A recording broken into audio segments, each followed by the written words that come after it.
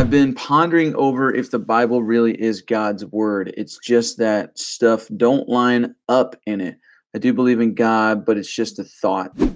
Yeah, I mean, it depends on how you define word, because there is two different words used for word.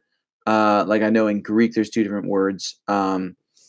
There's logos, and then there's, oh man, it's been a minute. There's two different words. One is the actual written word, and then the other one is the word, like it's not tangible. It's just like these words that I'm speaking right now. It's not anything in ink, basically. And so I guess, you know, is the Bible really God's word, like his voice? No.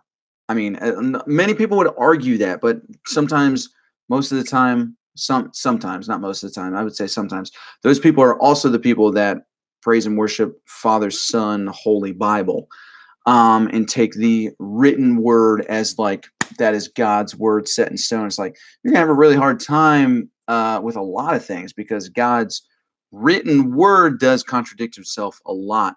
But if you're going to depend on God's word, using the Bible as your foundation and not your ceiling, essentially, then maybe you'd be a lot more, well, those people typically are a lot more open-minded to change and open-minded to a lot of different things. And so, yeah, I mean, and I guess you can go a number of different ways with that, but how do you define word? And what do you mean by word? I'm assuming you're talking about written word, because yeah, there are tons of contradictions in it.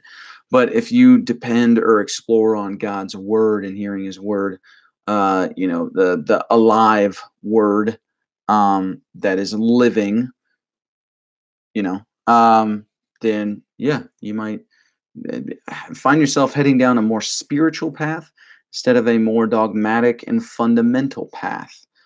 So yeah, it's just how you see it in a number of ways. But saying that, I think that you should definitely look at the Bible, if you're going to follow it at all, as some sort of foundation, like talking about if you're a Christian. Now there's a lot of principles in the Bible that I use with my foundation that I still, I didn't throw the baby out with the bathwater, and I didn't completely throw out everything. There's still a lot of foundations that I follow in the Bible.